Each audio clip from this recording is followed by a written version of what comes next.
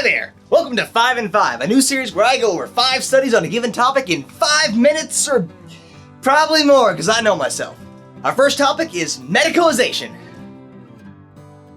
Oh boy, can't wait to sum this one up in a way that doesn't insult everyone involved. If you don't know what medicalization is, let's jump right into our first study to find out. Medicalization and pharmaceuticalization at the intersections, looking backwards, sideways, and forward, published in Social Science and Medicine in 2012. They turned to sociologist Peter Conrad, who defines medicalization as defining a problem in medical terms, usually as an illness or disorder, or using a medical intervention to treat it. Basically, it's taking a set of symptoms someone might have and going, that's messed up and we need to fix it. Related to that is the term pharmaceuticalization, which, in addition to being really fun to say, is taking medicalization a step further and fixing that newly defined problem with drugs. A big concern this paper points out is that the development of capitalism is a major influence on the development of medicalization, as what were once considered normal everyday feelings and behaviors can be transformed into psychiatric illness for the economic and professional benefit of psychiatrists and psychologists. This isn't to say that legitimate medical diagnoses don't come from medicalization, but when 90% of global drug research and development is focused on medical problems that cause 10% of the global disease burden, it becomes clear that some people are more medically made up than others. They conclude by saying that currently pharmaceuticalization and the pharmaceuticalization of public health are emerging as sometimes the right tools for the job. We are at a critical juncture in pharmaceuticalization scholarship. The field is vibrant and the debates are lively, as we'll see in our next study. Diagnostic Domain Defense, Autism Spectrum Disorder, and the DSM-5, published in 2015 by Oxford University Press on behalf of the Society for the Study of Social Problems, looked at two sides of the debate surrounding the contraction of the definition of autism going into the new edition of the DSM. Using what they call a novel source of data, reader comments under a New York Times article about the topic, they identified 3 main points of contention. First, what is normal and what counts as disease?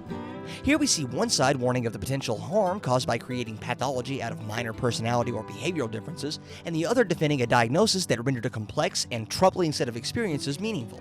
The second point of contention was over parental blame versus parental absolution and boiled down to attributing autism to permissive parenting versus those parents daring anyone else to walk a mile in their shoes or 5 feet in their kids. The last point of contention was over the necessity of treatment versus the reality of finite resources, something foreshadowed earlier in this study as well as in this video. If we live in a system that can't treat everyone, who deserves that treatment the most? Luckily, if not everyone can afford that treatment, the free market will decide, oh, that's horrible.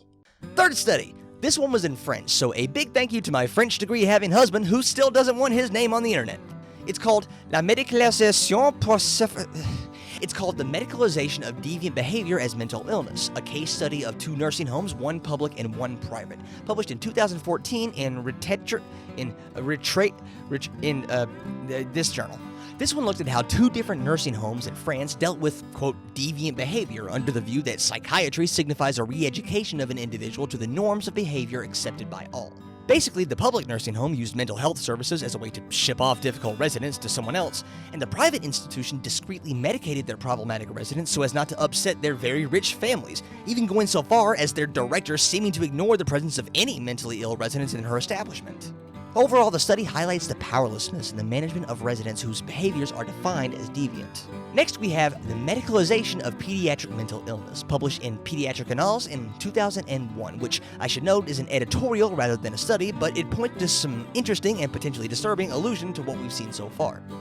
The author makes the case that it is more important than ever for pediatricians to stress to patients and their parents that behavioral conditions and their treatment are part of good medical care. So, even if some pediatricians don't feel comfortable dealing with the completely different beast of mental illness, due to the lack of child psychiatrists, it's their duty to consider pharmacological treatment of behavioral illnesses of the brain if such an intervention is available and effective, in much the same way they wouldn't hesitate to intervene in neurologic illness of the brain. Finally, we have Psychiatrists' Account of Insight, published in Qualitative Health Research in 2012.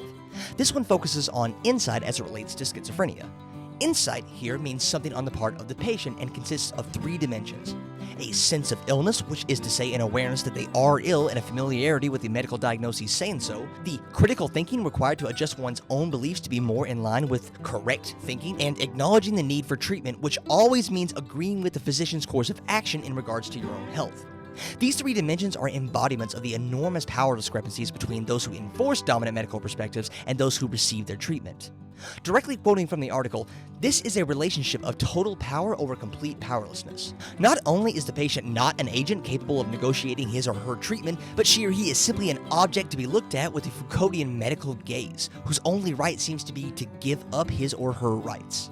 Medicalization is a complex relationship between pharmaceutical companies who want to expand their markets to which they can sell more products, physicians who need to balance between treating and controlling their patients, and a public who has increasingly turned to medicine to fix undesirable traits in either themselves or the people under their care. I hope I've done a good job of highlighting the pitfalls of medicalization here, but know that I have my own personal reasons for not wanting to dismiss medicalization as wholly evil. A few months ago, I was in a really dark place, and thanks to the student healthcare I get for free through my university, I was diagnosed with and subsequently treated for depression and ADHD. There's a very real chance that what I was feeling at that time were just reasonable reactions to a drastic reduction of income that came from having two well-paying jobs to a student job that paid basically nothing, and the extreme workload that comes with being a graduate student. But at the same time, there's no denying that the medication I got drastically improved my mood and gave me back my motivation. I wanted to work again. I had that drive to work that I was missing before. I don't know what the right course of action is when discussing the medicalization of mental behaviors, and I hope you understand that it's not something that can or should be tackled in a 5-minute or, I knew this would happen, YouTube video. But I've learned a ton of information about the topic, and I hope I've at least piqued your interest in learning more. Thank you so much to Cadence, the patron who gave me the idea for this video. This topic and potentially this series would not have come about without them. Also, thank you to Only Slightly, the Utah Outcasts, and Sam for supporting me. If you want to help me with continuing to create content like this and my long-form video essays, please consider joining them and supporting me on Patreon. Not only are you helping me recoup the losses of setting up my studio, but you're giving me valuable feedback and ideas towards researching more topics like this. Thank you for watching, and never stop learning.